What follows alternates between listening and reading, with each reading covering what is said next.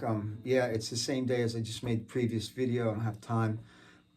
Time's a little bit more strained right now with trying to give all my lessons that I have to fit in during the week at various schools, etc., and things like that. So I'm throwing this video up here too for you. A while back, I did the first scale exercise I teach to my students who could play any kind of scale, and it was called Sequence 1-2-1. Well, here's the second scale exercise I teach to all my students after they sort of get 1-2-1 under their hand.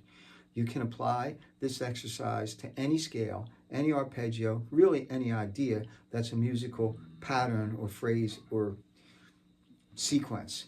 2-1-2 means from each tone of the scale you're going to play the second note, back to the first note, then to the second note.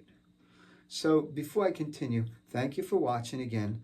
Your comments are appreciated, as are your tips through the tip jar or super thanks. And I appreciate your support and your watching, and I hope that you're finding some of these tutorials and lessons and tips helpful. So as always, I hope you get to play a lot of guitar. These sequences are not something I made up. There's sequences, interval exercises, pairs of exercises, all kinds of exercises. If you were not blessed to be a guitar player who might not want to read music, care to read music, or know how to read music, if you're one of those guitar players, you're not going to be exposed to literature that is involved with all these different sequences, because they are written down. There's tons of method books, college books, Hanon books, exercise books.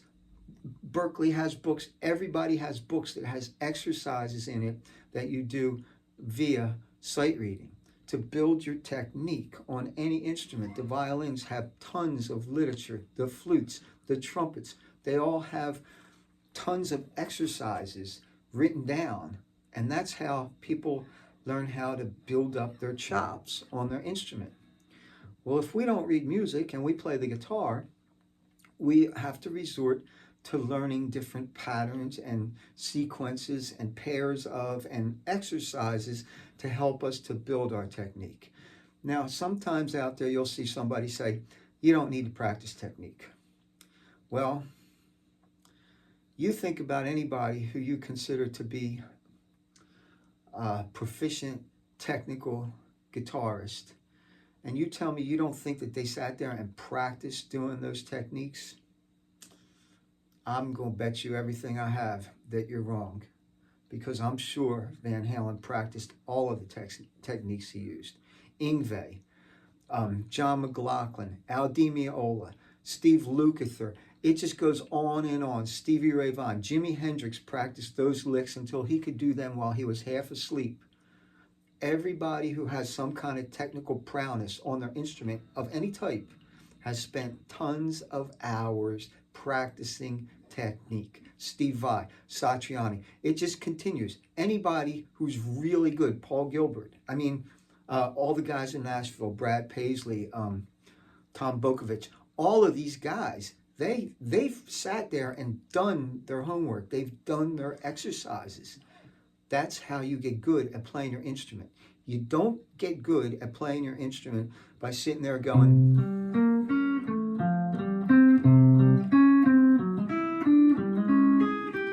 all the jazz guys, John McLaughlin, Paco de Luca, Wes Montgomery, George Benson, they didn't just noodle.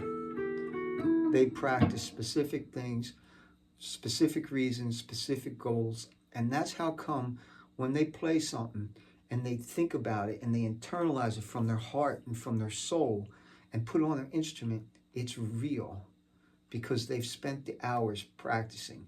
So sequences, in my opinion, are very important for the guitarist, especially those of us who don't read, or those of us who even do read and want to just work on the technical part and not have to do the reading part, because that's a whole nother section of your brain. So anyway, sequence number 2 that I teach is called 2-1-2. We're taking A minor pentatonic. We're going to start down here at box this box. but we're going to start on the second note, which would happen to be the A. So we're going to play A, go back to the G, back to the A. Then we're going to take the C, back to A. Now you go to D, back to C. Then you go to E. Then you go to G. Then you go to A. Then you go to C. Then you go to D. Then you go to E. Then you go to G. Then you go to A. It's also a great way to practice naming the notes on your neck.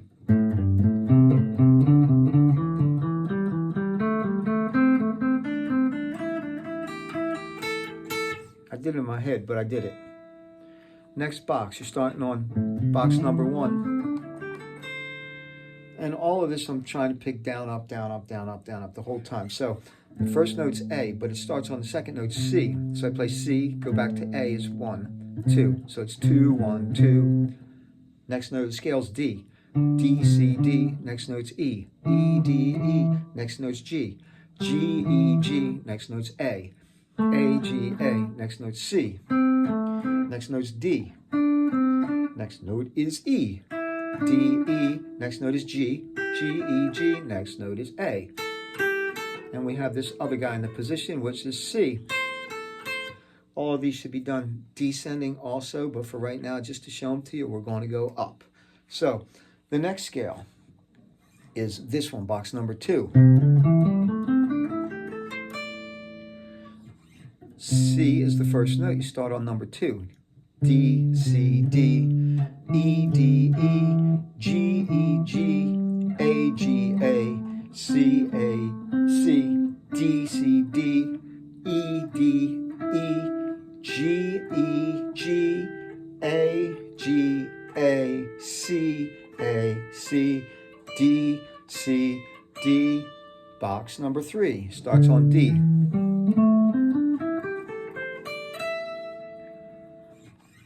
First note's D. You start on the second note E. E, D, E, G, E, G, A, G, A, C, A, C, D, C, D, E, D, E, G, E, G, A, G, A, C, A, C, D, C, D, E, D, E. I guess you can see this. I'm kind of struggling to hold it up for you. Box number 4 starts on E, but you start this sequence on number 2.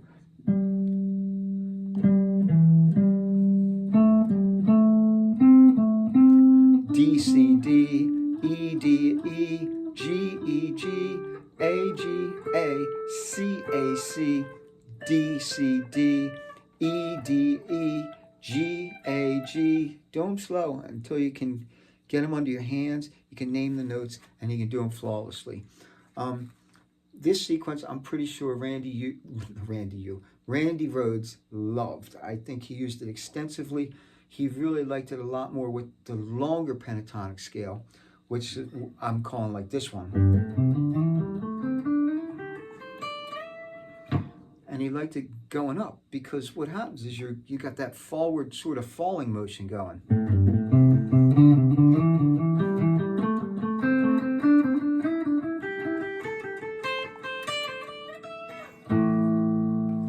So what I'm going to do for you right now to end this is I'm going to try to go through all 5 patterns of the A minor pentatonic scale, ascending and descending, at each position, and work my way up from, I'm going to start on pattern 5 down here because it's easier to see than all the way up here, and just go 5, 1, 2, 3, and 4 with sequence 2 on 2. I hope you like this. I hope you're trying them. Great way to practice doing sequences is pick one pattern or pick one key, put the timer on for 3 minutes, do the sequence for that long, as fast as you can, or as slow as you can, or as perfect as you can. When the timer goes off, stop and do something else. Good luck. Play a lot of guitar. Have a great day.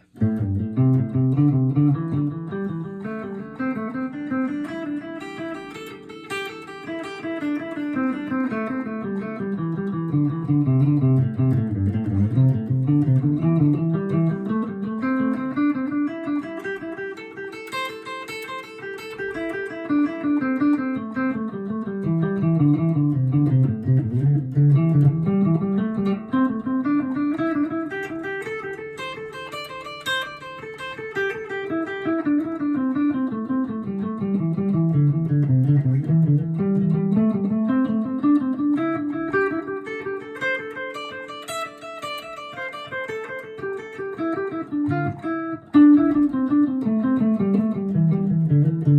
redo that one.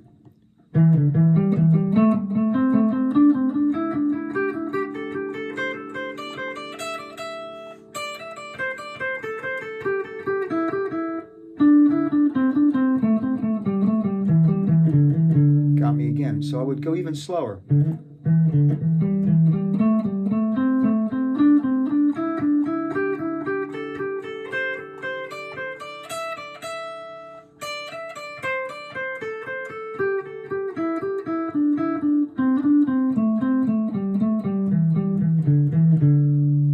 Patience is a little more than a virtue. It's a necessity when you're trying to learn something as complicated as this. Last box. Have a great day.